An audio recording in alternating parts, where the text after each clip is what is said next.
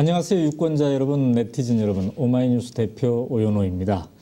19대 국회의원 선거 민주통합당 지역구 경선 예비후보 초청 토론회를 시작하겠습니다. 오전에 이어서 이번에는 마포갑 지역구 경선 예비후보 초청 토론회입니다. 마포갑에는 민주통합당에서 노웅래 전 국회의원 그리고 김진애 현 비례대표 국회의원 이렇게 두 분이서 지금 경선을 하고 있습니다. 그런데 우리가 오늘 두 분 다 초청을 했습니다만 노웅래 전 의원은 개인 사정으로 불참했습니다. 따라서 김진애 예비 후보를 모시고 왜 마포갑에 출마하셨는지 본격적으로 얘기를 들어보도록 하겠습니다.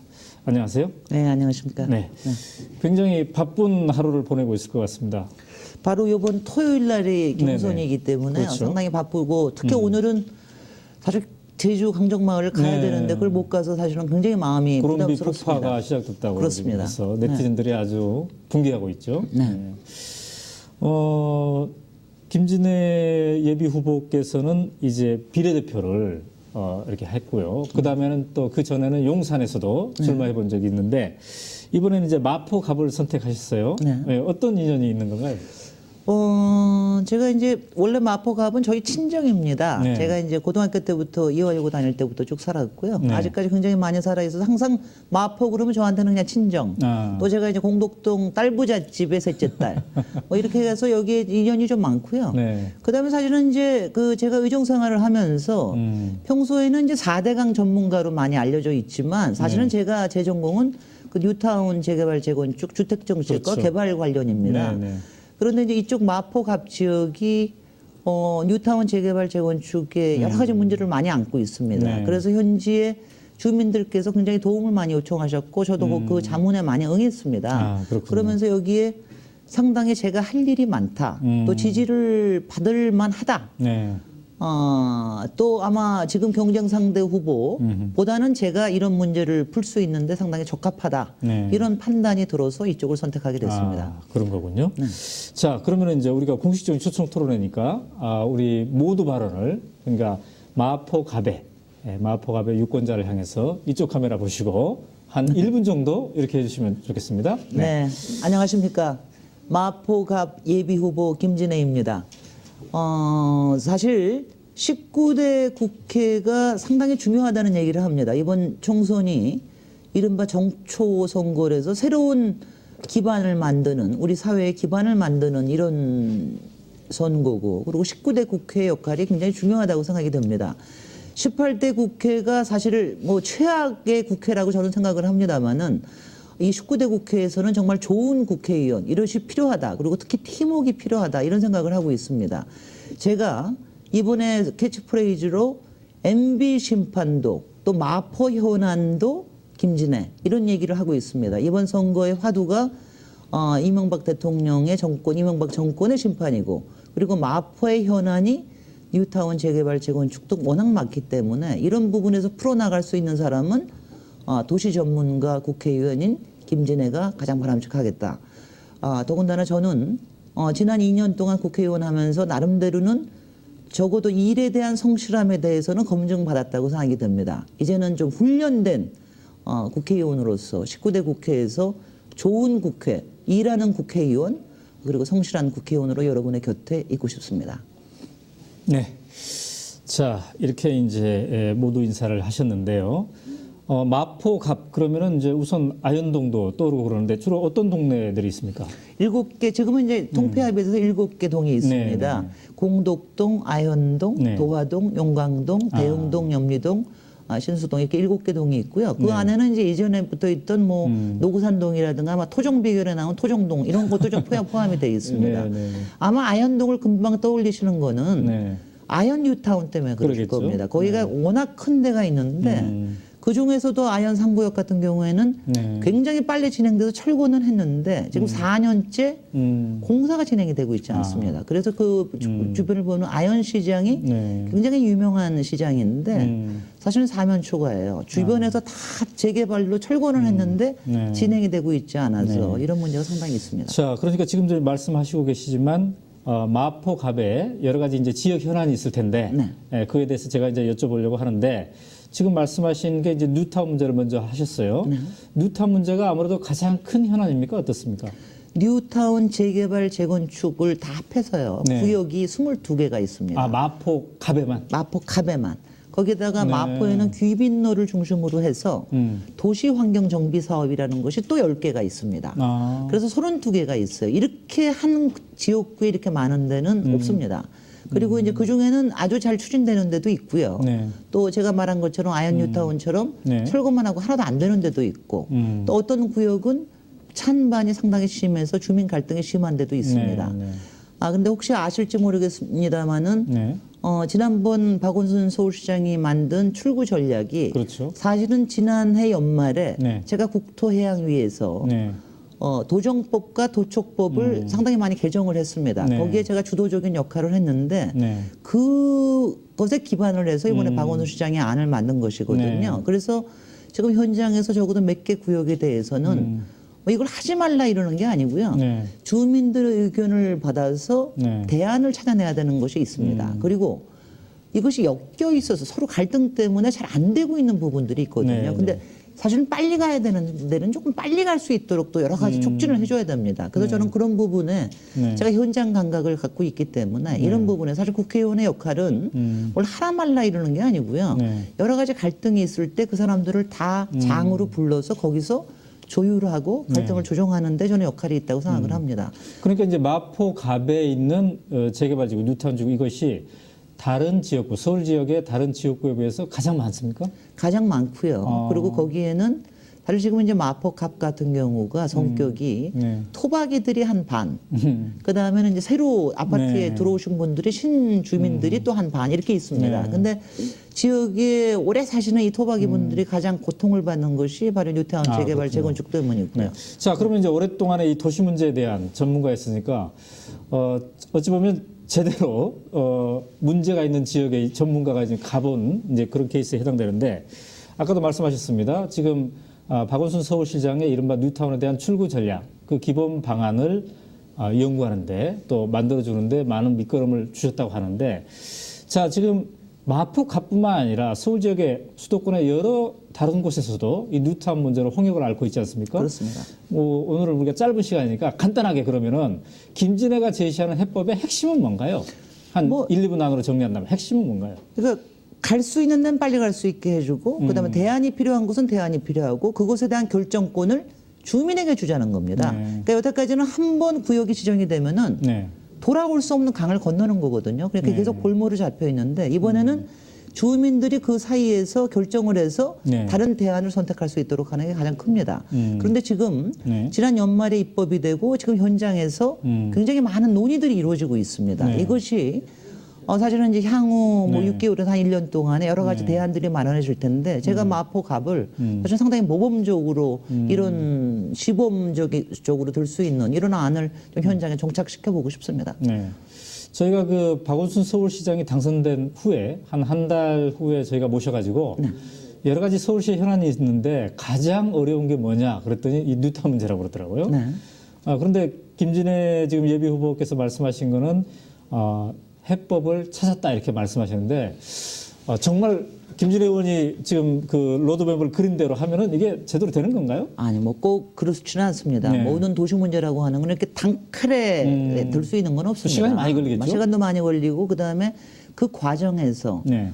갈등이 굉장히 많이 생기고요. 사업을 추진하다 보면 사이사이에 여러 가지 문제가 생깁니다. 네. 그리고 이제 이해가 다른 분들도 있고 의견이 다른 분들도 있고 네. 그렇기 때문에 바로 조종자가 필요하다는 겁니다. 그러니까 그 조종자 역할을 네. 사실 국회의원이 하는 게 가장 맞다. 오히려 행정가들은 네. 조종가라기보다는 어떤 결정권을 갖고 있는데 네. 국회의원은 사실은 입법의 저기가 있고 그 다음에는 이제 대안을 제안을 할 수 있는 뭐 이런 좀 역할이 있기 때문에 이런 부분에서 현장성이라는 게 상당히 중요하다고 생각이 됩니다. 네. 그리고 이제 제가 지금 이제 말씀드리는 거는 작년 연말에 도정법, 도촉법을 상당히 개정을 했지만 아직도 이 이명박 정권 하에서 뉴타운 재개발 재건축 문제뿐만이 아니라 사실은 잘못된 주택 정책들이 굉장히 많습니다. 아직도 이명박 정부에서는 주택 공급에 목을 메고 있는데 사실은 지금 전세 문제라든가 이런 문제들이 사실 이제는 주거 안정성이라는 네. 걸 봐야 되거든요. 그래서 네. 기존 주거들을 어떻게 활용을 하고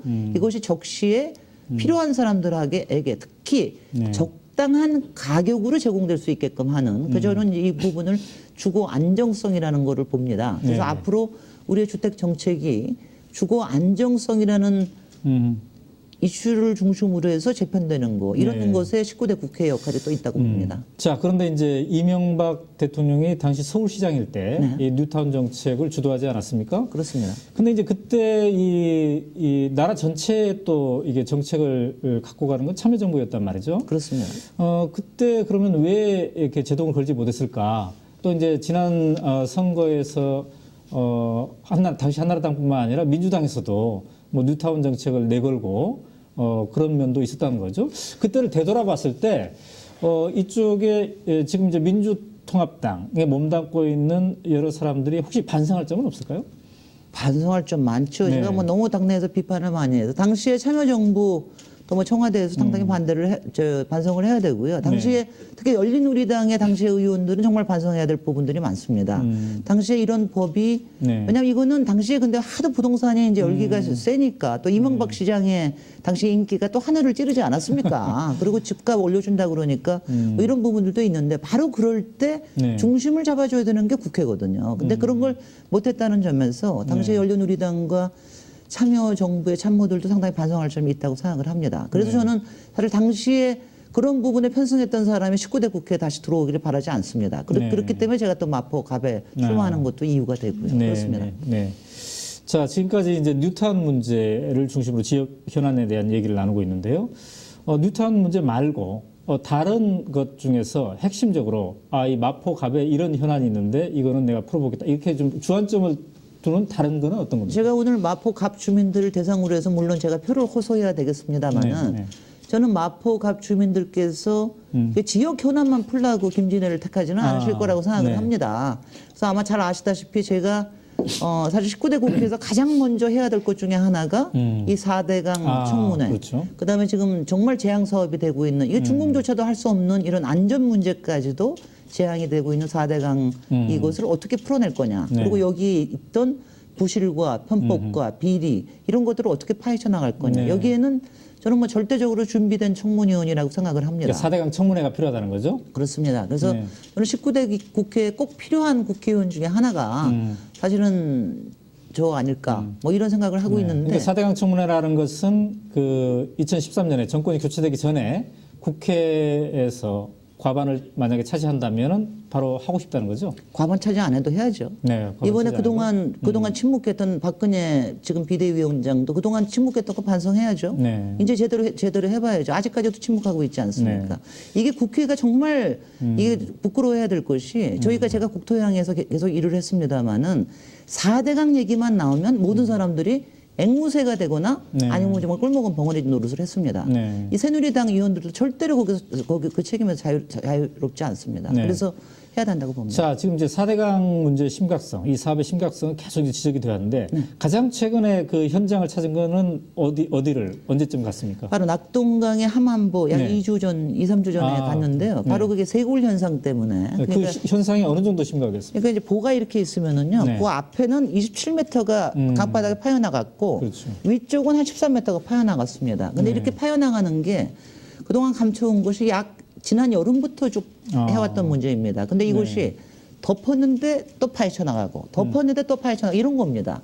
이게 무슨 문제가 있냐면은요. 이런 식으로 계속해서 파여나가면 이게 좀 기초에 있는 모래가 다 이게 모래까지도 다 되면은 기초가 위험해질 수가 있습니다. 그러면 가운데가 자칫하면 기초가 주저앉을 수도 있는 것이요. 그리고 이렇기 때문에 이게 심각한 안전 문제가 있는 거고요. 다행히 지금 국토부에서 현장 조사를 좀 하고 있고 이게 안전 문제가 있다라고는 하지만 그렇지만 절대로 이게 재앙에 이를 거라는 얘기는 안 하죠. 근데 지금 이제 이거를 제대로 하려면 국토부에서 그렇게 감추려고 할 것이 아니라 좀 더 비판적이고 그다음에 환경단체, 시민단체 같이 해가지고 현장 점검해야 됩니다. 근데 이제 지금도 가고 싶습니다. 현장에 가서 문제해야 되는데 빨리 가야겠습니다.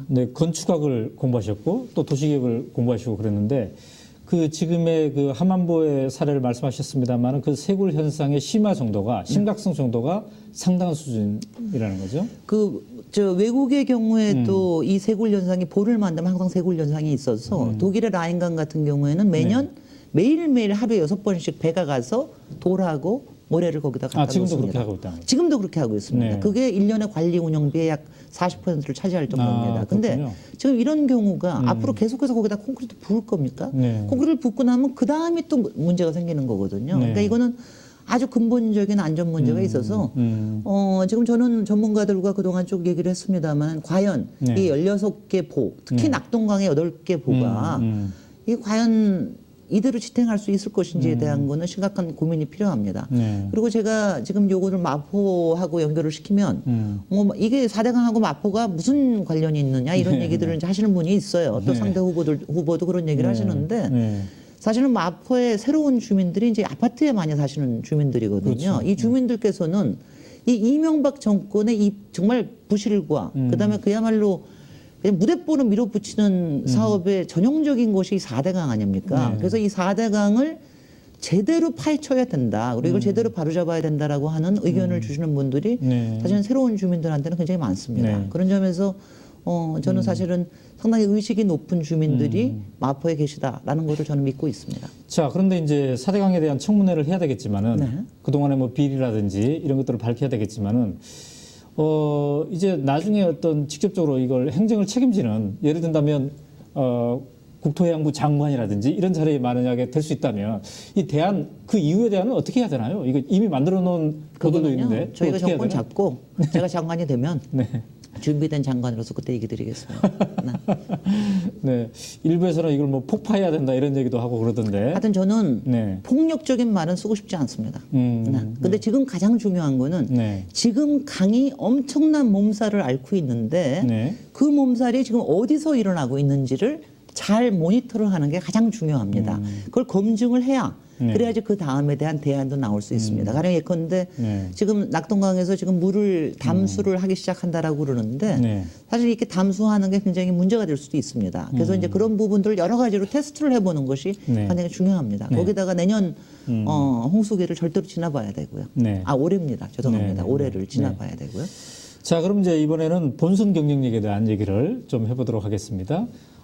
지금 이제 그 예비 후보로 두 분이 지금 경선을 하고 있는데 노웅래 전 의원 같은 경우는 그 오랜 동안 그 지역에서 이게 경력을 쌓아온 분으로 알고 있습니다만 어떻습니까? 그 비례대표를 하다가 이게 마포 갑으로 이렇게 오셨는데 과연 어떤 점에서 본선 경쟁력이 다른 후보에 비해서 있다고 생각하시나요? 일단 이 노웅래 후보께서는 네. 존경하는 전 노승환 구청장님, 사실 그렇죠? 오선 의원이시고 구청장 2번 하신 분의 사실 한 40년 정치 가문입니다. 그래서 상당하게. 40년 인가요? 그러니까 제가 68년부터 살았는데 71년부터 국회의원을 하셨으니까는요. 그래서 저는 예전에는 노승환밖에 몰랐습니다. 정치인으로서는 그럴 정도로 이쪽선 뿌리가 깊으신 분이라서. 네. 근데 다만 뭐 저는 이렇게 봅니다. 그런 정치적인 뿌리의 효과도 후광도 있겠습니다만은 또 네. 그런 또 피로감도 한편에서 있습니다. 그리고 마포가 새롭게 좀 바꾸고 싶다라고 하는 그런 부분도 분명히 있기 때문에 제가 그 부분을 좀 파고드는 거고요. 네. 그다음에는 이제 저는 아무래도 제가 사실은 이제 지난 2년 동안 국회의원 하면서 좀 저돌적이고 네. 그다음에 좀 바른 소리 많이 하고 또 현장에 많이 가고 네. 이런 부분에 대한 좀 신뢰가 쌓여져 있는 것 같습니다. 그래서 저 사람이 문제를 피할 사람이 아니다. 네. 그다음에 표 가려가면서 뭐 요건 되고 요거는 뭐 이렇게 할 사람, 요것도 되고 요것도 되는 이런 식으로 얘기 안 할 사람이다. 네. 되는 건 되고 안 되는 건 안 돼서 갈라주고 그다음에 그거 갈 수 있도록 해주는 그런 물꼬를 틔워줄 사람이다. 아마 제가 이제 아무래도 정치 경력보다는 제가 오랫동안 도시 건축가로서 현장에서 일을 해봤기 때문에 네. 현장의 문제를 잘 압니다. 그리고 항상 또 뭔가를 풀어내려고 노력을 하기 때문에 네. 그런 부분들에 대해서 저는 주민들의 상당히 좀 후한 평가를 받고 있다고 생각이 되고요. 네. 그다음에 제가 한 가지는 이번 이제 모바일 투표에서도 그렇습니다만은 요새 젊은이들 특히 네. 여성들의 눈빛이 다르다는 걸 제가 느낍니다. 눈빛이 다릅니다. 어느 지역에서는 바람이 다르다고 그러는데 저희는 눈빛이 다르다 이렇게 느껴집니다. 그래서 저는 그런 분들의 지지를 얻어낼 수 있다고 생각이 되고요. 정치적으로 얘기하면 좀 그렇습니다. 제가 사실은 진보 쪽에서도 항상 저의 바른 생각과 행동에 대해서 좀 어느 만큼 인정을 받고 있기 때문에 마포갑이 새누리당의 세도 세지만 사실 진보 쪽의 세도 상당히 있는 데이기 때문에 그 연대를 끌어낼 수 있는 저는 좀 좋은 후보라고 생각이 듭니다. 근데 이제 마포갑이라는 게 마포을에 비하면 좀 더 중산층이 많다고 그러지 않습니까? 중산층이 조금 더 많고 조금 더 보수적이라고 하고 그렇습니다. 그렇습니다. 네, 그런데 이제 그런 분들에게도 어필할 수 있는 그 무엇은 무엇일까요? 제가 제 입으로 좀 그런 얘기 드리긴 그런데요. 제 경력과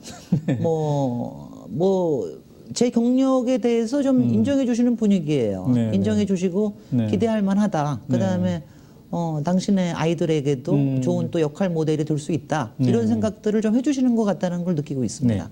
자, 그런데 이제 2004년에는 용산에 출마를 하셨습니다. 그렇습니다. 지역구에. 그때 이제 안타깝게 낙선을 하셨는데 그때와 지금의 차이는 뭐라고 생각하십니까? 제가 그리고 이제 2008년에 제 비례대표로 바꾸면서 이제 용산을 떠났게 됐는데요. 사실 당시에는 뉴타운 얘기하기 싫어서 출마를 못 하기도 했습니다만은 그때하고 차이가 굉장히 커요. 그때는 일단은 여성이 나온다는 거에 대해서 일단은 좀 어느 만큼의 거부와 약간 들어가려면 좀 힘든 게 있었는데 지금은 굉장히 다른 것이 일단은 여성에 대한 기대가 훨씬 더 높다는 걸 느낍니다. 그다음에 저는 혹시 제가 좀 너무 세게 보일까 봐 이렇게 부드럽고 좀 소프트하게 보이려고 굉장히 노력을 했는데 어르신들이나 젊은 사람들이 더 세게 해라, 더 강하게 해라. 저 남자들이 저렇게 할 때 바르게 해라라는 이런 주문들을 많이 해주세요. 그래서 제가 예전하고는 굉장히 다르다라는 걸 굉장히 많이 느끼고요. 그다음에 제가 이제 이걸 느낍니다. 솔직히 4년 전에 뉴타운 도리들이 있었을 때 그때는 정말 개발에 그야말로 돈 하는 그런 분위기였거든요. 근데 지금은 쫓겨나지 않게 해달라. 내가 여기서 몇십 년을 살았는데 내가 평생을 이거 해서 내가 여기서 쫓겨날 걱정 없이 여기서 우리 애들 키우면서 살 수 있도록 해달라. 이러고 그다음에 하여튼 요새는요 주민들이 이제는 속지 않는 분위기예요. 그런 게 저는 예전하고 너무나 달라졌다는 게 그게 상당히 좀 좋은 분위기라고 봅니다. 네, 좋습니다. 지금 이제 노웅래 전 의원하고 예비 이제 경선을 이제 하고 있는데 오늘 뭐 개인 사정으로 불참했습니다만 노웅래 전 의원 다른 예비 후보의 장점은 뭐고 또 단점은 뭔지 이것도 저희가 좀 여쭤봐야 되겠네요. 여기서 얘기하면 조금 불공정한 건 아닌가 모르겠는데요. 괜찮습니다. 우리가 초청을 했고 본인이 부르기 때문에. 그러니까 일단은 장점은 일단은 그 40년 정치 가문이라고 하는 것이 분명한 장점입니다. 정치적인. 사실 뭐 박근혜 대표도 그 정치적인 가문 덕분에 이렇게 하고 있는 거 아니겠습니까? 그래서 그거는 분명하게 장점이고요. 그다음에 뭐 제가 다른 장점은 특별하게 얘기는 안 드리겠습니다. 또 제가 얘기 드리는 그 장점이 바로 단점이 될 수도 있다. 뭐 저는 그 얘기만 드리고 싶습니다. 자, 그런데 이제 그동안 아까 말씀하시기를 이번 국회에서 비례대표로서 해온 것이 있기 때문에 유권자들이 알아줄 것이다 이런 말씀하셨는데 18대 국회에서 하셨던 일들 중에서 가장 보람차게 그게 뭐 정책일 수도 있고 시민사회와 연계해서 어떤 활동을 한 것일 수도 있겠는데요. 가장 보람있게 생각하는 것은 어떤 겁니까? 사실은 뭐 정말 너무나 최악이고 실망이 크고 맨날 판판이 치기 때문에 굉장히 힘들었지만 사실 지난 연말에 도정법, 도촉법 개정한 거는 정말 보람 있는 일이었습니다. 당시에 뭐 모든 걸 제가 다 제안한 건 아니지만 약 43개의 법안을 하는데 저는 우리 민주당 쪽에서는 김진애 또 저쪽에 한나라당 동료도 한 의원을 해서요. 저희가 맨날 며칠을 가지고 그걸 가지고 했습니다. 그런데 제가 거기서 여러 가지를 제가 바른 얘기를 하면서도 이게 혹시 결렬되는 것이 아닌가 하는 이런 중압감을 느꼈지만 그거를 결과적으로 합의를 해서 그걸 갖다가 출구 전략을 만들어낼 수 있었던 게 제가 그래서 그때 이렇게 생각을 했습니다. 바로 그 자리에 그 시간에 있어야 되는 게 이렇게 중요한 거로구나 라는 거를 느꼈습니다. 그래서 그 부분에 앞으로도 그런 역할을 계속 하고 싶습니다. 아까 말씀하시기를 여성의 눈빛들이 달라지고 있다 이렇게 했는데 근데 이제 이번에 그 민주통합당에서도 15%로 이렇게 여성들의 공천도 주고 또 경선 과정에서 가산점도 주고 이런 얘기를 많이 했습니다만 일부에서는 뭐 여성들의 절대 지원자가 부족한데 너무 그렇게 많이 주는 거 아니냐 이런 반론도 있는 것 같습니다. 어떻게 생각하시나요? 뭐 결과적으로는요. 저는 이렇게 생각합니다. 저는 어차피 처음부터 경선을 예상을 하고 처음부터 제가 아마 비례대표 의원 중에서는 지역에서 경선하겠다고 제일 먼저 지역위원장 안 받고 제가 도전한 첫 케이스입니다. 네. 제가 만약 여기서 이 경선을 무난히 이긴다면 저는 굉장히 좋은 케이스가 될 거라고 생각이 듭니다. 네. 제가 이번에 경선에서는 10%의 인센티브를 받습니다. 네. 그래서 제가 그 인센티브를 15%가 아니고 15%가 아니고 10%의 인센티브를 받습니다. 네. 그 부분에 대해서는 제가 뭐 여성이라는 것보다도 제가 사실 여기에 만약 현 지역위원장도 아니고 네. 제가 여기에 그렇기 때문에 저는 받는 거라고 생각이 되고요. 네. 저는 적어도 지금까지의 사실은 여러 가지 구조를 봤을 때 어느 정도의 여성 인센티브에 대한 거는 당분간은 필요하다할 것이라고 생각을 합니다. 모든 남성 의원들도 민주당 의원들이나 후보들도 필요하다고들 달리 얘기하십니다. 다만 당신의 지역구에서만이 그렇게 되지 않기를 바라실 뿐인데 네. 마포갑에 뭐 여성 김진애가 왔습니다. 우리 뭐 그 인센티브 저도 저희 여성을 대표해서 그걸 받을 수 있는 걸 받고 그러면서도 정정당당하게 씩씩하게 얘기했습니다. 네, 네, 네. 자, 그런데 이제 그 19대 국회의원을 우리가 뽑아야 되는데 김진애가 가면은 19대 국회가 참 볼만할 것이다. 이런 기대를 하는 사람들이 있을 텐데 어떤 점에서 그럴 것 같습니까?